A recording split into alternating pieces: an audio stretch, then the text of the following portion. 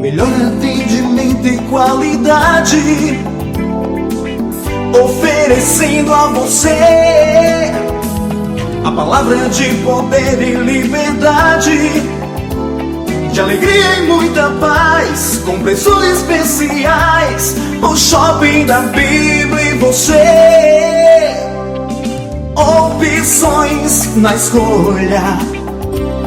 O Shopping da Bíblia, caminhando pro futuro com você. O Shopping da Bíblia, a caminho do futuro com você. Você encontra Shopping da Bíblia em 2 endereços. Na Avenida Washington Soares, números 3.823, na Água Fria. Conheça também o novo Shopping da Bíblia em Messejana, na Avenida Mendes Sá, 617. Ligue 3278-7138 ou acesse shoppingdabiblia.com.br. Shopping da Bíblia, uma loja missionária. O Shopping da Bíblia, a caminho do futuro com você. Agnus, vestindo com elegância, ternos com corte italiano e tecidos importados especiais, blazer, calças, camisas sociais em todos os tamanhos. Agnus, a roupa do crente elegante. Aceitamos todos os cartões de crédito. Desconto especial para pastores. Agnus, Avenida Washington Soares, 3823, 6 Bocas.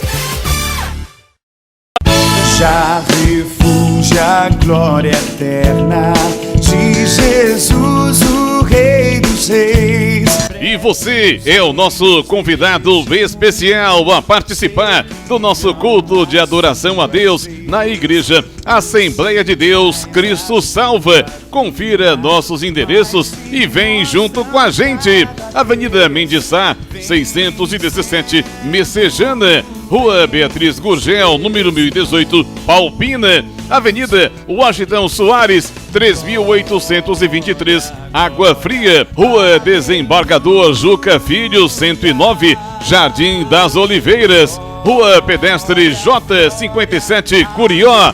Rua 87, número 195, na segunda etapa, José Walter. Rua 5, 950, Janguru Sul. Rua 87, 145, Cidade Jardim 2. Rua do Cruzeiro, 711, Coaçu, Eusébio. A Assembleia de Deus Cristo Salva desenvolve um trabalho evangelístico e social denominado Ungidos da Madrugada.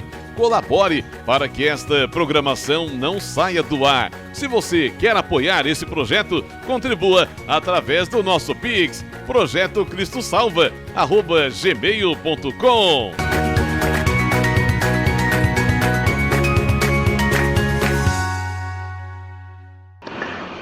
Bom dia, a paz do Senhor, aqui é o Bispo Márcio Monteiro. Você vai agora ouvir uma mensagem gloriosa da Palavra de Deus. De segunda a sexta-feira, de 7 às 8 da manhã, estamos aqui com estas mensagens que você todos os dias pode aprender mais e mais da Palavra do Senhor. E aos sábados, de 10 a meio-dia.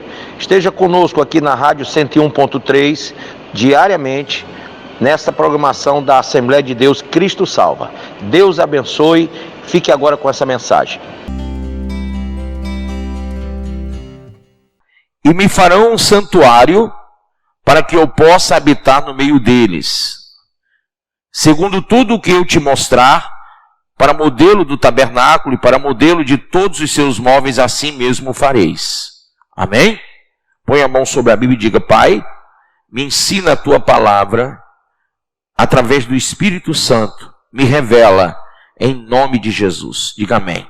Pode sentar. Deixa eu explicar para vocês então o que está se passando aqui nesses 2 versículozinhos. Deus manda trazer ofertas, diga: Deus manda trazer ofertas para o tabernáculo, para a construção de um tabernáculo. E aí, se você ler do versículo 1 até o versículo 7, ele vai dizer que tipo de ofertas ele queria que trouxesse. E no versículo 8 e 9, ele então dá a ordem que se faça um tabernáculo. Mas, Por que que ele dá ordem para fazer um tabernáculo? Volte aí para o capítulo 24, no versículo 12. Diz assim, ó. Então disse o Senhor a Moisés: sobe a mim ao monte e fica lá. Dar-te-ei tábuas de pedra e a lei e os mandamentos que escrevi para os ensinares. Levantou-se Moisés com Josué, seu servidor, e subindo Moisés ao monte de Deus, disse aos anciãos: esperai-nos aqui até que eu volte a vós outros. Eis que Arão e Hur ficam convosco. Quem tiver alguma questão, se chegará a eles. Tendo Moisés subido, uma nuvem cobriu o monte, e a glória do Senhor pousou sobre o monte Sinai. E a nuvem o cobriu por 6 dias. Ao 7º dia, no meio da nuvem, chamou o Senhor a Moisés. O aspecto da glória do Senhor era como um fogo consumidor no cimo do monte, aos olhos dos filhos de Israel. E Moisés, entrando pelo meio da nuvem, subiu ao monte, e lá permaneceu 40 dias e 40 noites. Então, o povo não estava tendo acesso a Deus. Quem é que ia até Deus? Não era Moisés? Moisés subia até o monte, e lá Deus falava com Moisés para falar com o povo. Mas em nenhum momento, irmãos, esse era o projeto de Deus. O projeto da criação, quando Deus criou Adão e Eva, o que foi que ele fez? Quem lembra? A Bíblia diz que ele passeava com Adão e com Eva. Amém? Toda tarde, Adão e Eva caminhavam com Deus, lado a lado. Mas quando o homem pecou, e aí o profeta Isaías fala no capítulo 59, que o pecado faz separação entre Deus e os homens. Então, quando os homens pecaram, Adão e Eva, o primeiro pecado, né, o pecado adâmico, a consequência do pecado foi a ruptura, foi a separação. A Bíblia diz, porque todos pecaram. Depois que Adão e Eva pecaram, o pecado veio para todo mundo. O mundo inteiro peca. E por causa disso, a Bíblia diz, porque todos pecaram e destituídos estão da glória de Deus. Então o homem já não andava mais com Deus há muito tempo. Mas isso não por vontade de Deus, mas porque o homem pecou. E continuou pecando. E a coisa era tão grave que quando aconteceu o dilúvio, a Bíblia diz que a maldade do pensamento dos homens só aumentava. Cada dia mais os homens faziam coisas mais atrozes. Imagine você quem aqui é evangélico há 20 anos? Levanta a mão. Tem alguém há 20 anos? Tem, né? Glória a Deus. Se você voltar 20 anos da história do evangelho, você vai ver que a sociedade era muito mais pura do que está hoje. Sim ou não? Não é verdade? Então imagine que a maldade continua aumentando. E o nome dessa maldade nos últimos dias, que é esse que nós estamos vivendo, que é o período chamado período do arrebatamento da igreja, que é o período do fechamento das portas da graça de Deus para os homens, para os gentios. Nesse período a Bíblia diz que a iniquidade cresceria mais ainda. E o amor de muitos o quê? Se esfriaria. Então, havia esse relacionamento separado. Deus lá no cimo do monte, lá em cima, e Moisés subia para falar com Deus. Aí Moisés recebia a palavra, recebia a revelação, aí descia com a palavra, com a revelação para falar com o povo. Foi assim com as tábuas dos 10 mandamentos, e foi assim em todas as revelações que Deus deu a Moisés. Ele subia no Sinai, ele recebia a revelação e ele voltava. Ele subia, recebia a revelação e voltava. E assim, irmãos, nesse tipo de relacionamento, onde há um interlocutor, onde há alguém que faz a mediação, isso era uma forma simbólica de Cristo na nossa vida. Porque Moisés representou Jesus naquela época. Moisés foi mediador entre Deus e os homens. Assim como Jesus é o nosso mediador. A Bíblia diz, não há nenhum dado entre os homens pelo qual devamos ser salvos, senão Jesus Cristo. Ele é o nosso mediador. Então, Jesus Cristo, ele é aquele que veio como resposta de Deus para a humanidade, para a iniquidade, para o pecado do homem. Agora, vamos até aqui. O povo tinha que receber quando Moisés subisse. 40 dias depois é que o povo ia saber o que é que Deus tinha falado com Moisés. Irmãos, Deus mandou construir um tabernáculo e disse assim, ó, verso 8 do capítulo 25, e me farão um santuário para que eu possa habitar onde? No meio deles. Você está entendendo a intenção de Deus aí? Deus quer ficar distante de nós? Não. Deus quer habitar pertinho de nós. Deus quer estar na nossa vida. Deus quer caminhar novamente conosco. Deus quer criar comunhão com você. Deus te chamou para comunhão. Jesus é o chamamento de Deus, é a revelação de Deus para comunhão. Quando você cear hoje à noite, quando você comer do pão e beber do cálice, você está entrando em comunhão com o Deus vivo e soberano. Amém? Você está entrando em comunhão. A Bíblia diz que ele fez a koinonia, o ato de comunhão, que é o partir do pão e o beber do cálice. Então, amados, preste bem atenção. Ele disse, façamos um tabernáculo para que eu possa habitar no meio deles. Não foi assim que ele fez? Falou? Não foi? Façamos. Foi ou não foi? Lê aí comigo. Está escrito assim, ó, e façamos um santuário para que eu possa habitar no meio deles. Não foi assim? Não? Como é que está escrito aí? E me farão um santuário. Então, quem é que vai fazer o santuário? Os homens. Nós tínhamos naquela época que fazer um santuário para Deus. Para que ele pudesse habitar no meio dos homens, tinha que ser feito um santuário. O que é um santuário? Santuário é um lugar santo. É um lugar onde o pecado não existe. É um lugar reservado. É um lugar que a gente consagra para um ato de santidade. Sim ou não? Agora preste bem atenção. Ele disse aos homens que fizessem um santuário para que ele pudesse habitar com os homens. A Bíblia diz que o Espírito Santo não habita em vasos impuros. Já já você vai entender o que eu quero dizer com isso. Se Deus mandou fazer um santuário para habitar com Israel, é porque Deus queria se aproximar novamente do povo, sim ou não?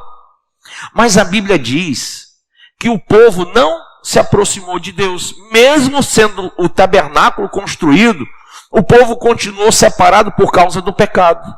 E você vai ver Isaías capítulo 1 dizendo assim, ó, lá no capítulo 1 Isaías escreve dizendo assim, o boi conhece o seu dono, o jumento conhece a sua manjedoura, mas os filhos de Israel não me conhecem.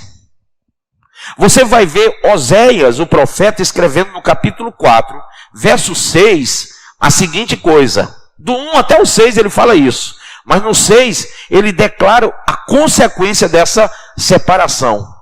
Do 1 ele diz assim, olha, há uma grande contenda entre Deus e os habitantes da terra, pois não há conhecimento de Deus no meio deles. Irmão, se eu quiser habitar com você, e você não quiser habitar comigo, você vai me conhecer?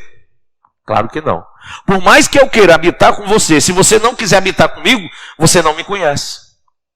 Então Deus tem vontade sim de habitar na tua vida. Mas você tem que ter também o ato de construir para ele o santuário. Porque Deus não habita em vasos impuros, de impuros lábios. Então, o porquê que você está na igreja? Por que você está sentado aí na minha frente agora?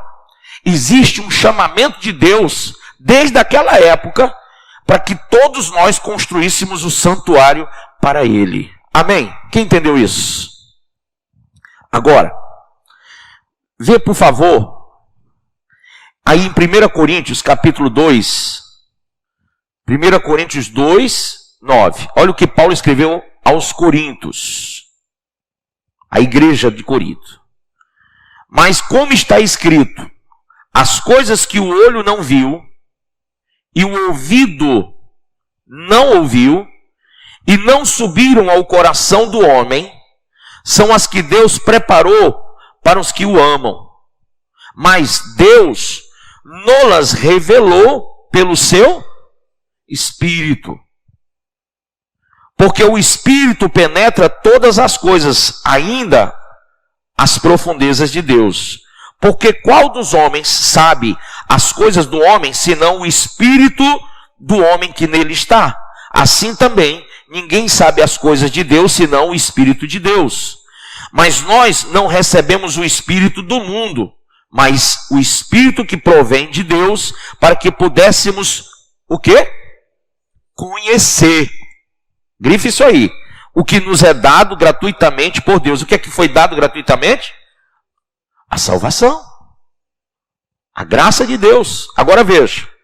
As quais também falamos, não com palavras de que a sabedoria humana ensina, mas com as que o Espírito Santo ensina, comparando as coisas espirituais com as espirituais.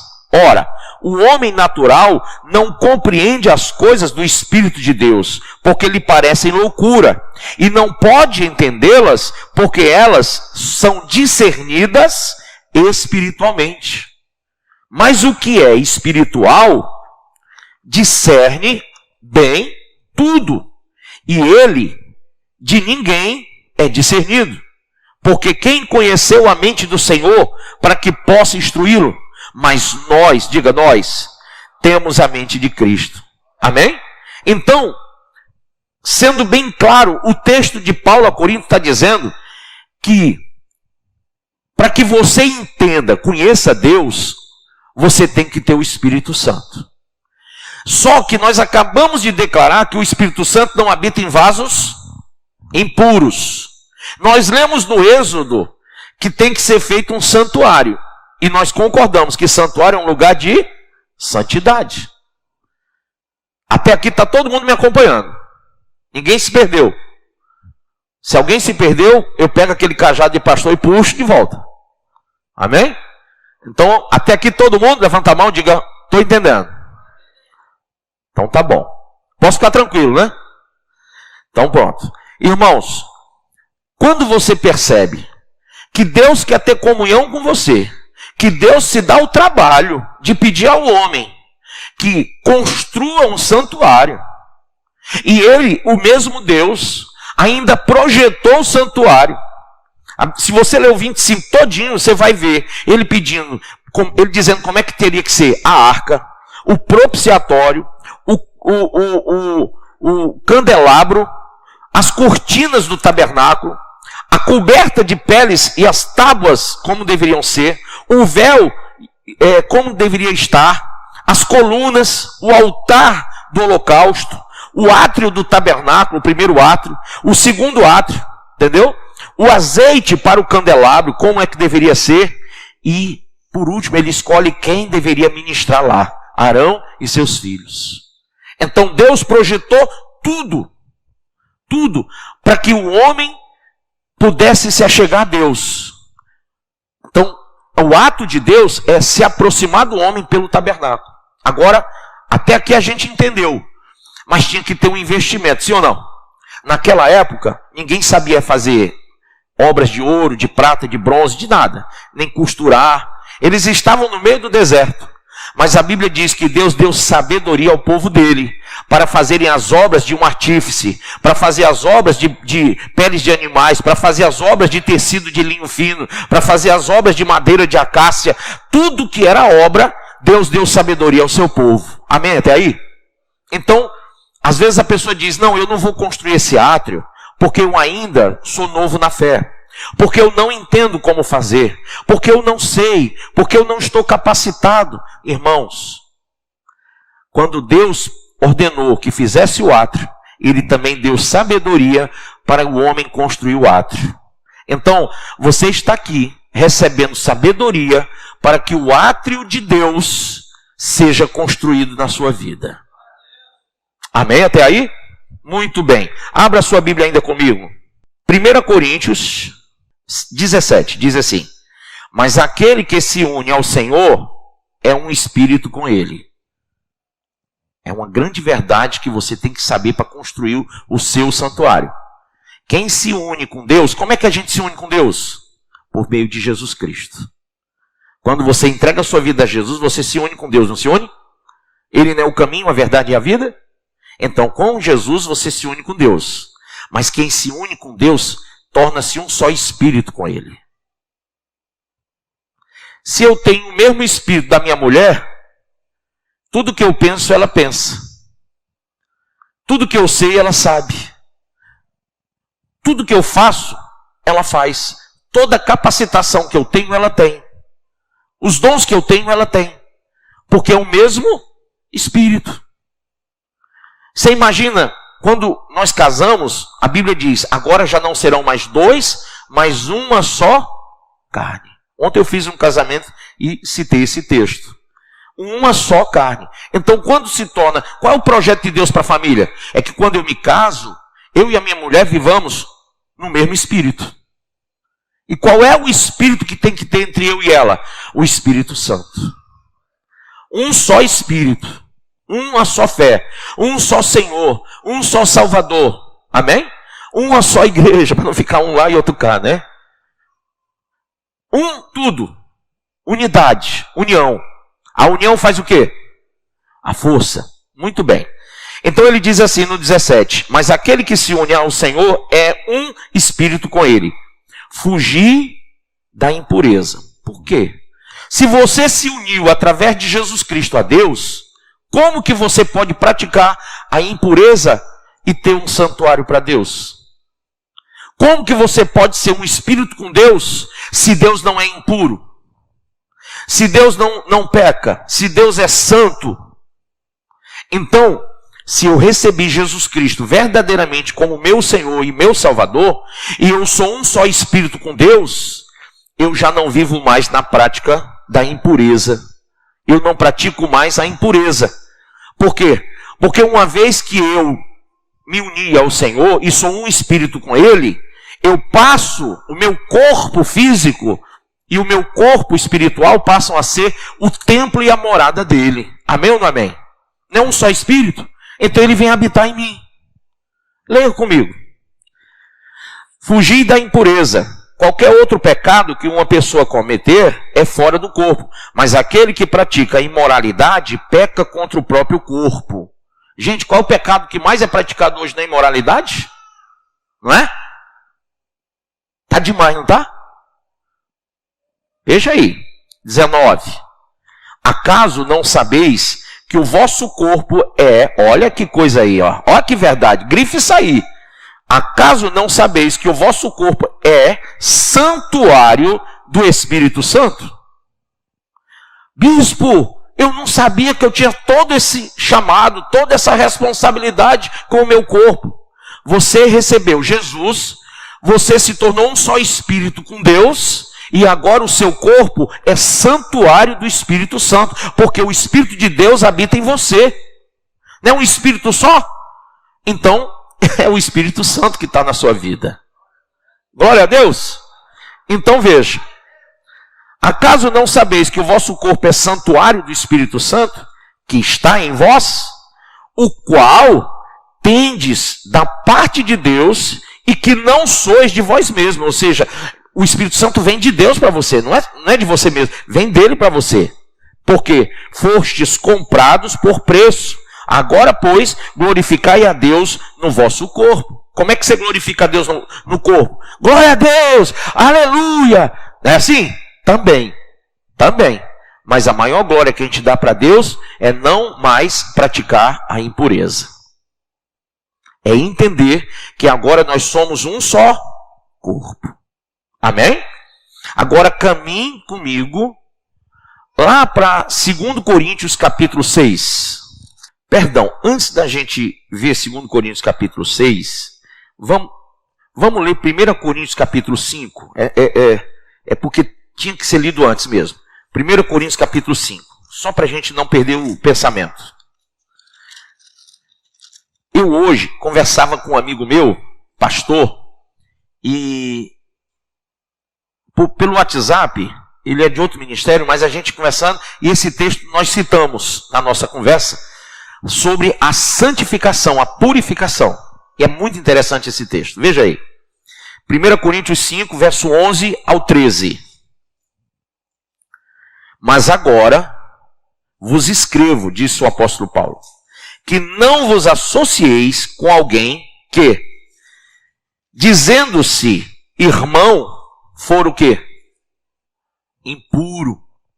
Ei, irmão, você conhece alguém que da paz do Senhor, que diz que é irmão e pratica coisas erradas? E você vive em comunhão com essas pessoas? Preste atenção. Diz assim, versículo 11, ainda. Perdão, versículo 11, exatamente. Mas agora vos escrevo que não vos associeis com alguém que, dizendo-se irmão, for impuro, ou o quê? Avarento, ou ainda o quê? Idólatra, ou ainda o quê? Maldizente, ou ainda beberrão, ou ainda roubador. Com esse tal, nem ainda comais, pois com que direito haveria eu de julgar os de fora? Não julgais vós os de dentro? Os de fora, porém, Deus os julgará. Expulsai, pois, de entre vós o malfeitor. Amém? O que ele está dizendo? O que ele está dizendo é que eu não posso ter comunhão com quem não tem comunhão com o Espírito Santo.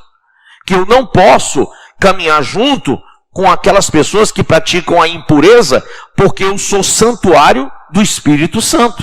Quem entendeu até aqui? Agora caminhe lá para 2 Coríntios capítulo 6, agora é lá. E você vai ver a confirmação disso aqui que eu estou falando. 2 Coríntios capítulo 6, tá bom?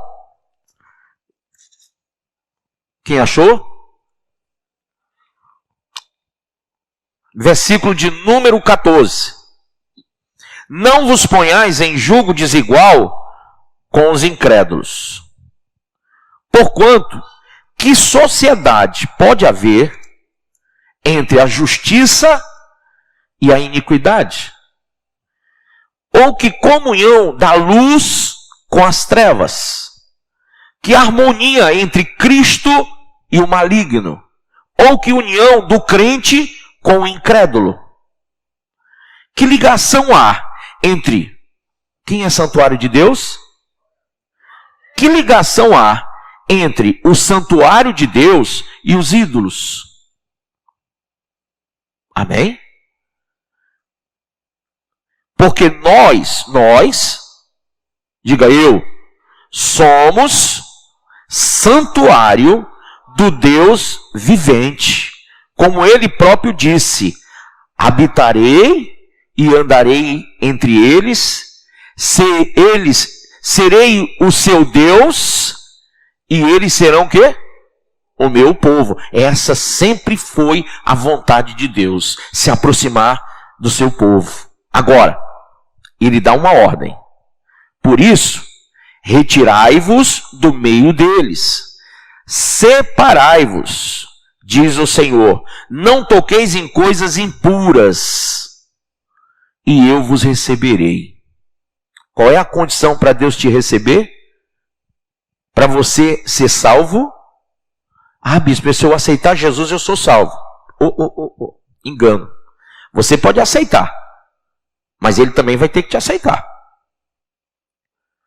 Então, se a Bíblia diz que o Espírito Santo não habita em vasos impuros, por mais que você tenha aceito Jesus, se você não sair da prática da impureza, jamais você vai ser santuário do Espírito Santo.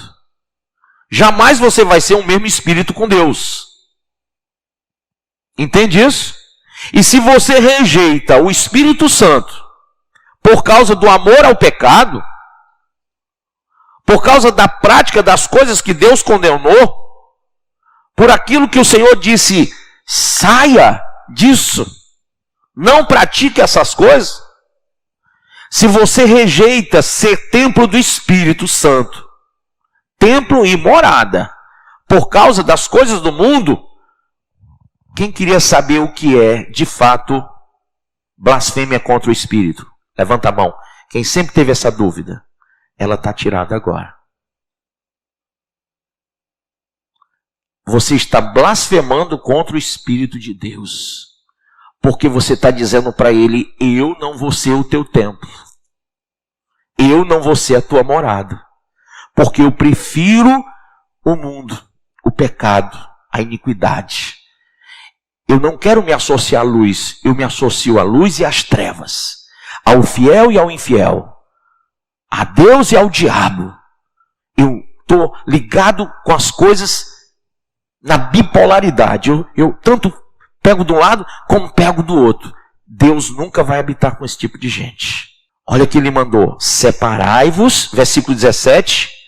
Por isso retirai-vos do meio deles, separai-vos, diz o Senhor, não toqueis em coisas impuras e eu vos receberei.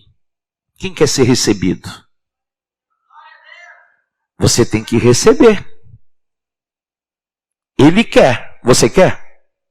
Ele quer. Ele mandou construir o santuário. Jesus, e eu vou chegar agora nessa parte muito maravilhosa. Lá no Antigo Testamento, a turma teve que dar ouro, prata, bronze, tudo, não foi? Só que a Bíblia fala que Deus, coloca o texto aí para mim, não habita em templos feitos por mãos humanas. Aí vem aquela coisa: mas bispo, então eu estou aqui nesse lugar que é feito pela mão de um pedreiro, de um servente, de um engenheiro. Sim. Esse não é o lugar que Deus habita. Porque o santuário de Deus somos nós. A igreja não é o prédio, a igreja somos nós. Esse é o lugar que nós reservamos como Assembleia dos Santos.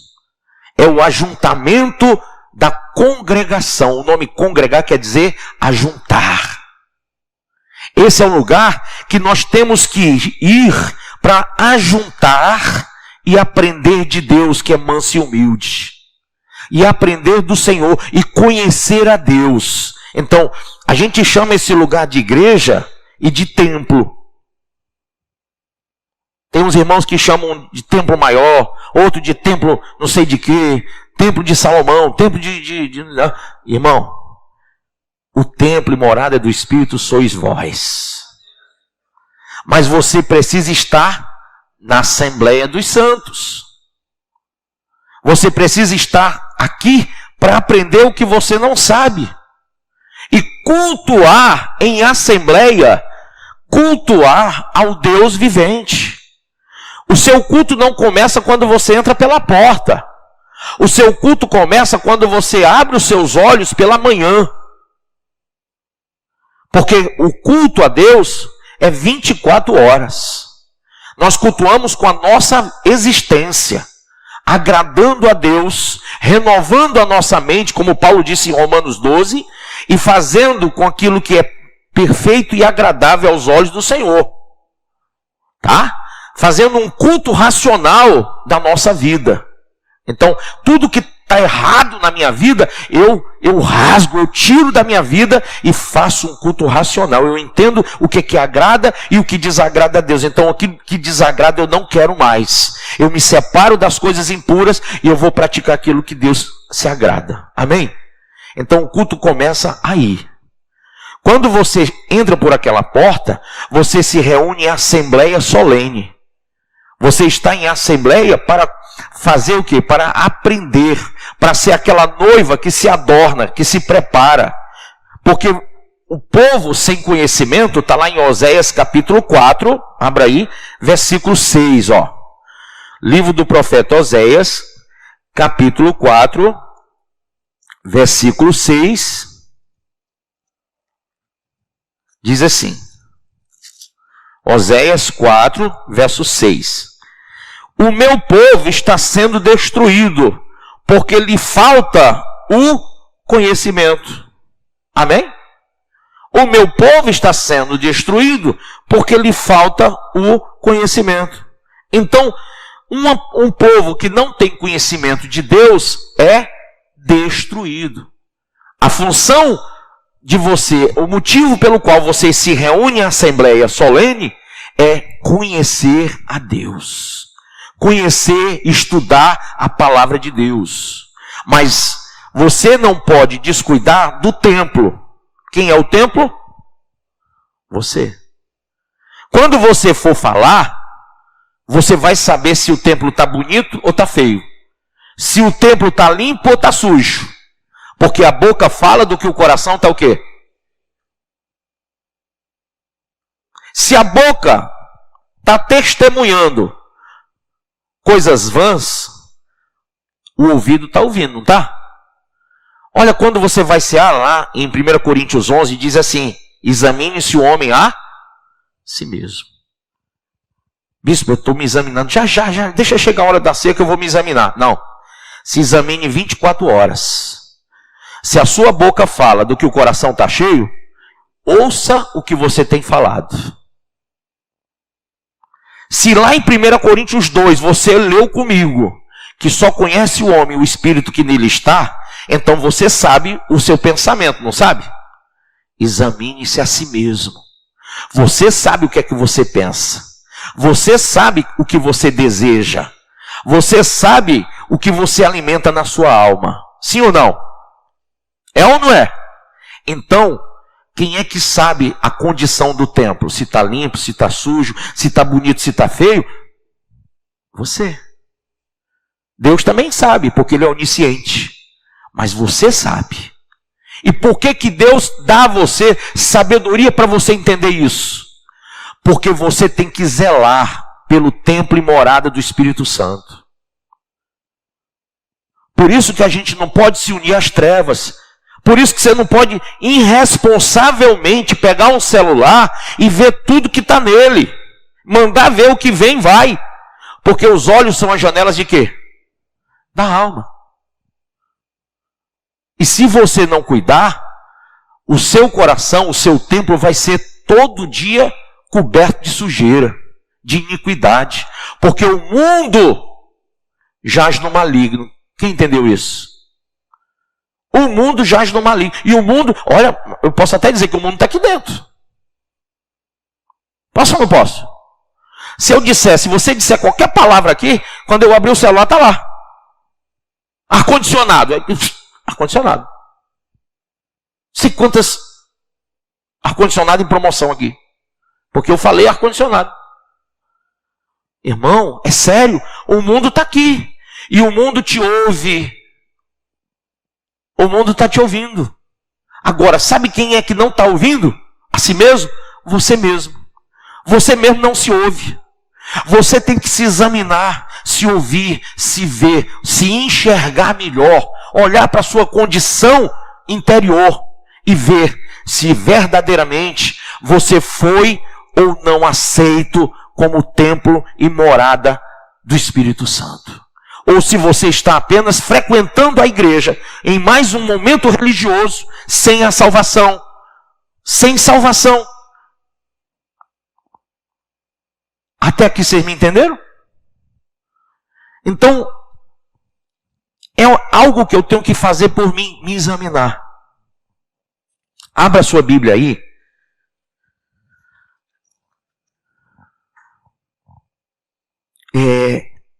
Eu não vou nem pedir para você abrir, eu vou só pedir para você anotar, se você puder.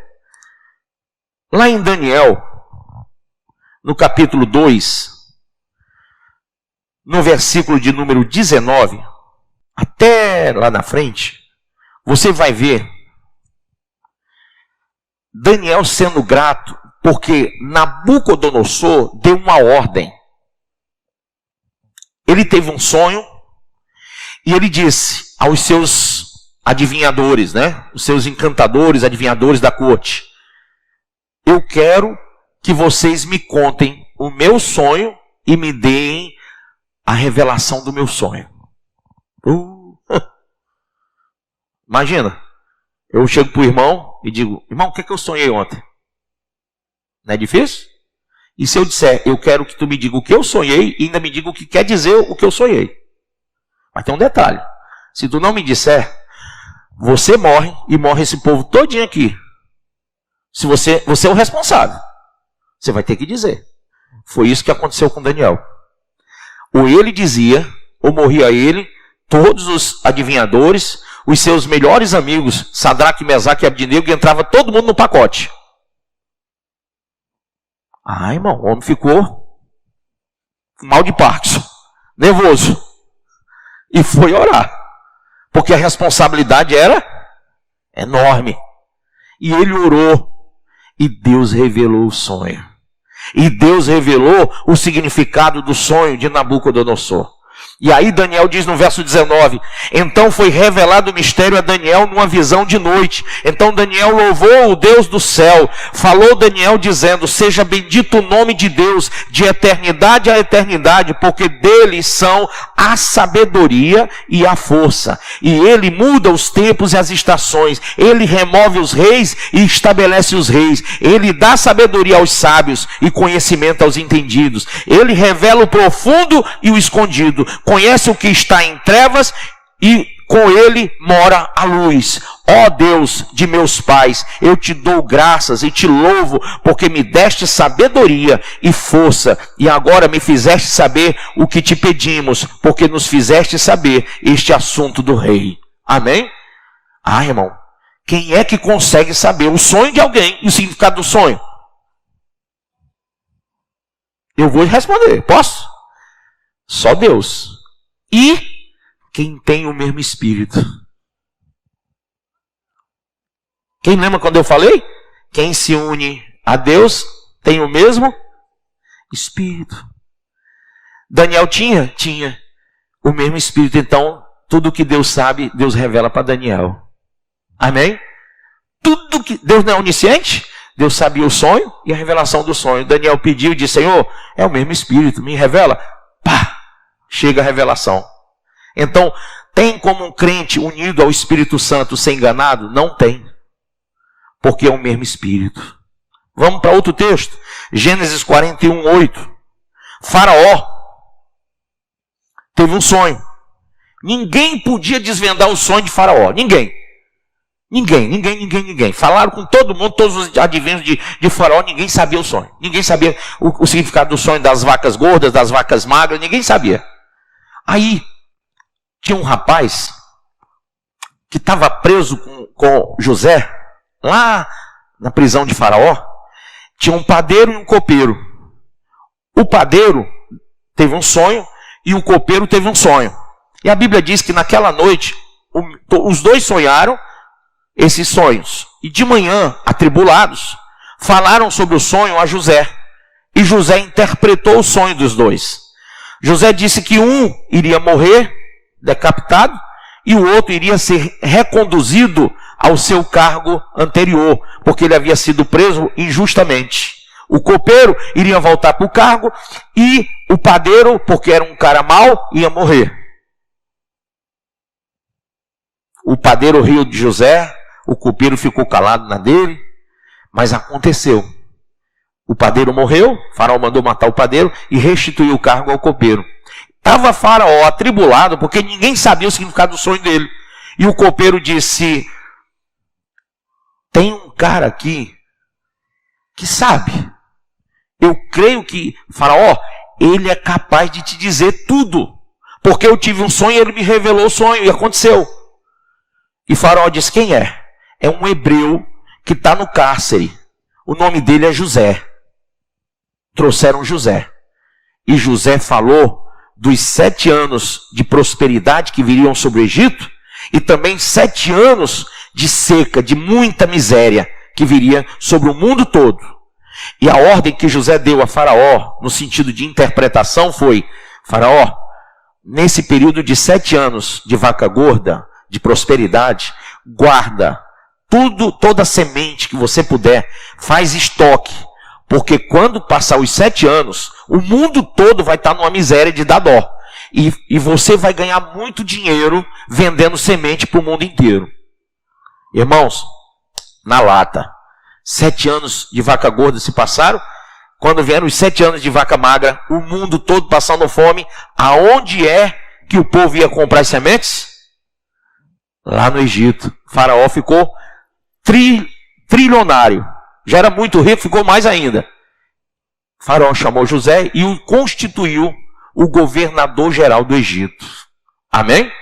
Então, Por que a gente tem que ter essa visão de ser santuário de Deus? Porque só o santuário de Deus entende coisas que o homem, o mundo e aquele que só frequenta uma religião não entende. Mas para ser santuário tem que ser separado da impureza, do pecado. Amém até aí? Uma outra passagem.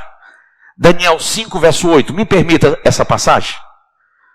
O rei Belsazar pegou os utensílios sagrados do templo e levou os utensílios para uma festa com as suas concubinas, prostitutas, seus generais. Fez um bacanal lá, grande, com os utensílios sagrados do templo de Deus. Preste atenção, que coisa forte. No templo de Deus não, que o templo de Deus não existia. Era do local que era consagrado a Deus, né? Que era utilizado, o tabernáculo. Então, pegou os utensílios e utilizou com elas, com as concubinas, bebendo e tal, aquela coisa toda. No meio da festa, uma mão aparece na parede e escreve Mene, Mene, Tekel, Parsim. Todo mundo ficou lendo aquele negócio. Meu Deus, o que quer dizer esse negócio? Aí o rei Belsazar, filho de Nabucodonosor, olhou e disse: alguém sabe o que quer dizer? Quem souber o que essa mão escreveu na minha parede, eu dou a metade do meu reino para ele. Todo mundo ficou, é que nem loteria esportiva, todo mundo atrás de saber. Todo mundo queria saber, mas ninguém conseguia traduzir o que estava escrito por aquela mão na parede. Mene, Mene, Tekel, Parsim. Cascavearam o reino todo, ninguém. Aí, aqui pelo versículo, deixa eu ver se eu encontro aqui o versículo. Pronto, lá no 25 do capítulo 5, diz assim: este, pois, disse Daniel, é o escrito que se escreveu. Quem foi que foi achado preparado para entender o que estava escrito? O homem que tinha o Espírito de Deus. O homem que era tabernáculo na terra. O homem que era habitado pelo Espírito Santo. O homem que tinha união espiritual com Deus. Esse poderia discernir todas as coisas. Chamaram Daniel, que adivinhou o sonho e o significado do sonho, né? Teve a revelação. Agora chamou o filho de Nabucodonosor, chama para ele dizer o que está escrito. E ele diz assim: este, pois, é o escrito que se escreveu. Mene, Mene, Tekel, Parsim.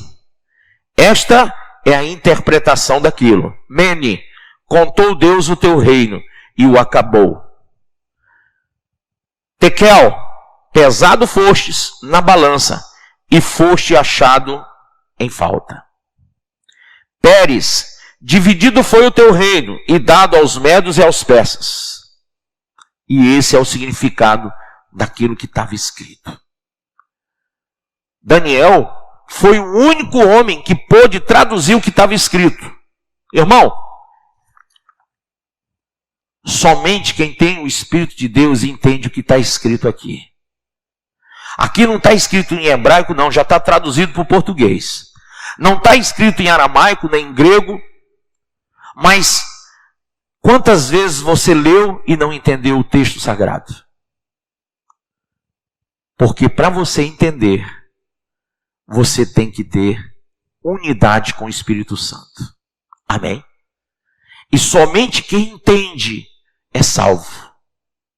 Somente quem entende consegue se tornar aquilo que é para ser templo e morada do Espírito Santo. Se você não entende, você vai viver na dúvida, na incerteza, você vai viver na ingratidão, sem reconhecer o que Jesus fez na cruz. Se você não entende, você vai ter uma vida dissoluta, medíocre, apenas religião. Mas quando você entende, você se lança aos pés de Jesus.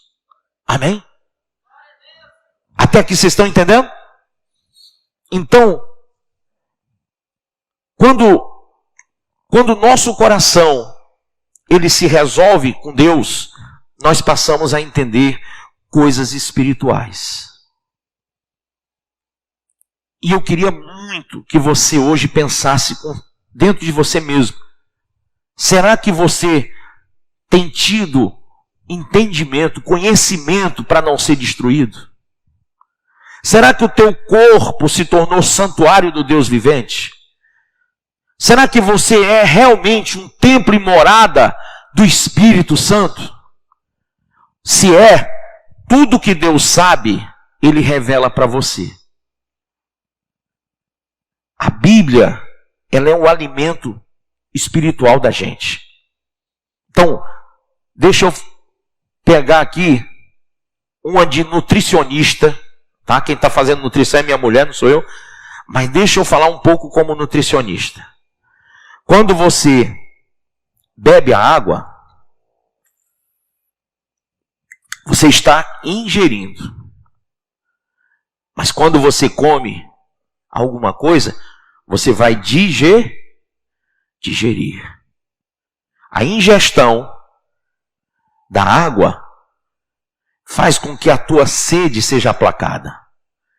Quando você vai digerir o alimento, o pão, ou seja lá o que for que você foi comer, ele vai se distribuir como força, como produção de energia para o teu corpo.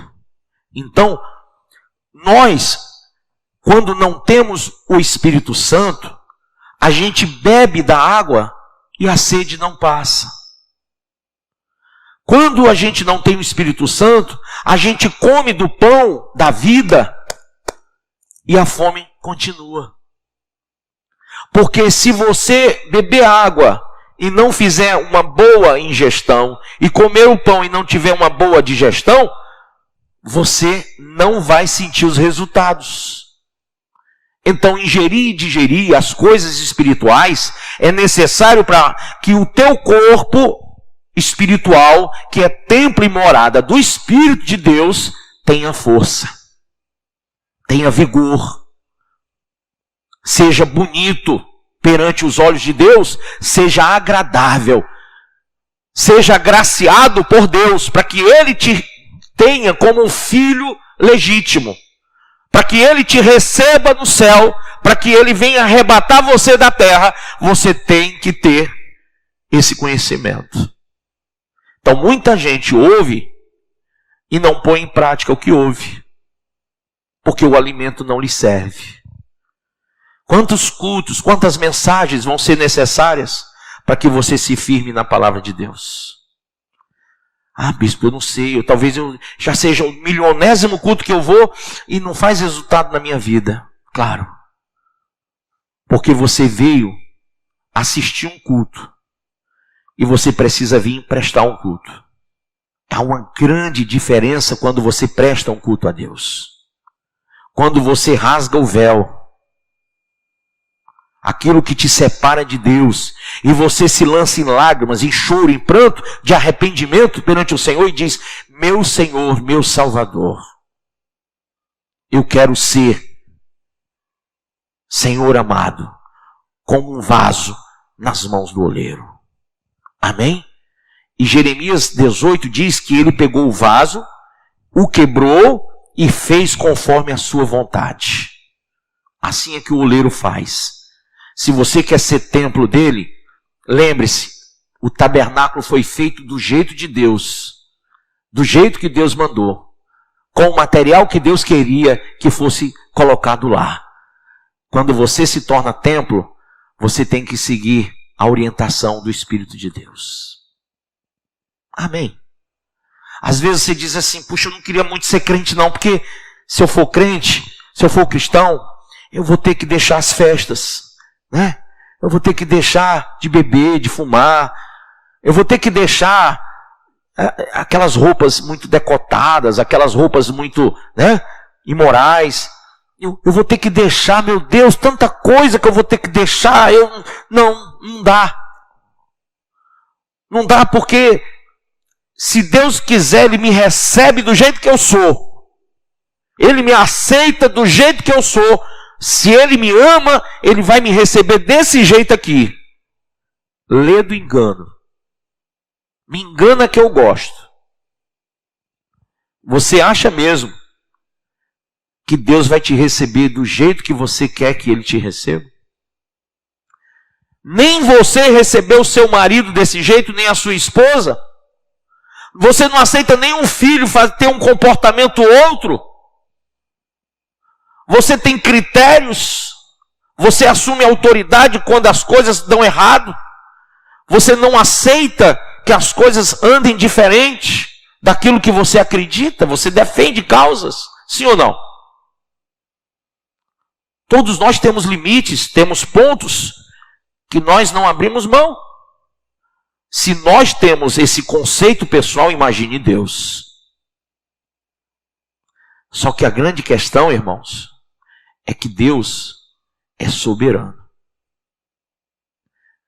Deus é Deus. Você sem Deus é uma alma penada. Deus sem você continuará sendo Deus. Então você precisa quebrar o coco. Quem sabe o que quer dizer quebrar o coco? Aqui no Ceará, quebrar o coco, né? Quer dizer o quê? O orgulho. Né? Tem gente que diz quebrar o quengo, né? Que é aquela parte do coco, né? Irmão, tem que quebrar o orgulho. Humilhai-vos diante da potente mão de Deus. Se humilhe diante do Senhor e Ele te receberá. Não diga para Deus, Senhor, se quiser desse jeito, porque Ele vai dizer, eu não quero. Ele não quer. Ele não quer você do jeito que você quer. Ele quer você do jeito que Ele quer. Sabe, eu poderia ter um cabelo desse tamanho aqui, assim, ó. Acredite se quiser. Mas seria horrível. E eu resolvi assumir um padrão de homem. Eu poderia ter um comportamento outro, mas eu resolvi assumir um padrão daquilo que, como Deus me criou, como Ele me formou. Paulo disse, eu prego para agradar o Senhor. Se eu agradar vocês, eu desagrado a Deus. É melhor desagradar vocês do que a Deus. Então eu aprendi a isso. Eu não mudei por causa de ninguém, eu mudei por causa de Deus. E vale a pena. Vale a pena, irmão. Não procure uma igreja que tenha liberdade de fazer o que quer. Procure uma igreja que te coloque nos trilhos de Deus, na sã doutrina. Tem gente que vive assim, pulando de igreja em igreja, de galho em galho, para achar uma igreja que diga, eu vou achar uma que me aceite do jeito que eu sou.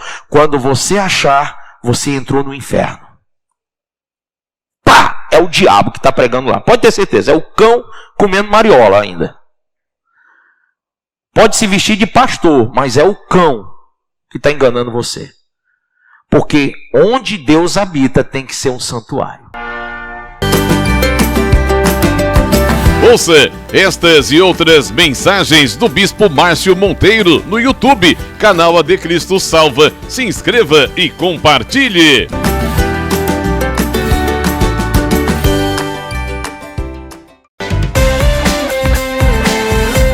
Faça as 3 orações diárias no Instagram do Bispo Márcio Monteiro, ao meio-dia, às 18 horas e à meia-noite. E a partir das 2 da tarde tem o programa escatológico A Última Trombeta.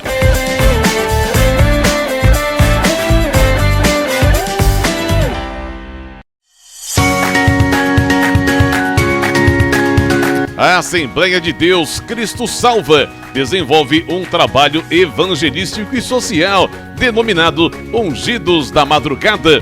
Colabore para que esta programação não saia do ar. Se você quer apoiar esse projeto, contribua através do nosso Pix, projetocristosalva@gmail.com.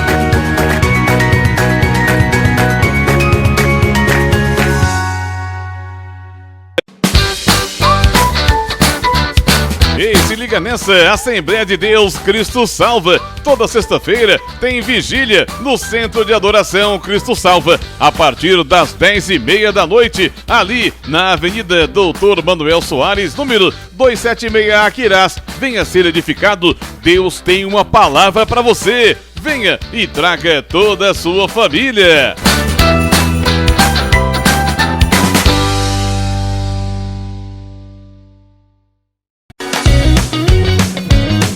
Assembleia de Deus, Cristo salva, louvor, adoração e sempre uma palavra poderosa para a sua vida. Participe dos nossos cultos, segunda, quarta e sexta, às 7 horas da noite. No domingo, às 8 da manhã, tem Escola Bíblica Dominical e às 7 da noite, culto de salvação. Deus tem uma palavra para você. Venha e traga toda a sua família.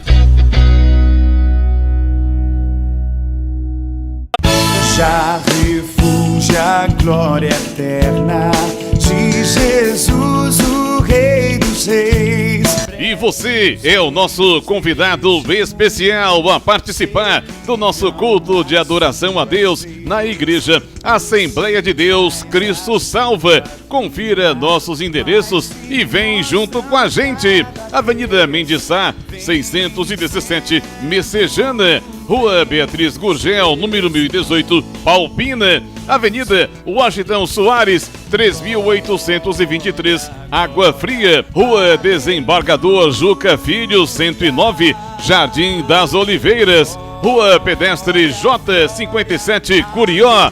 Rua 87, número 195, na segunda etapa, José Walter. Rua 5, 950, Janguru Sul. Rua 87, 145, Cidade Jardim 2. Rua do Cruzeiro, 711, Coaçu, Eusébio.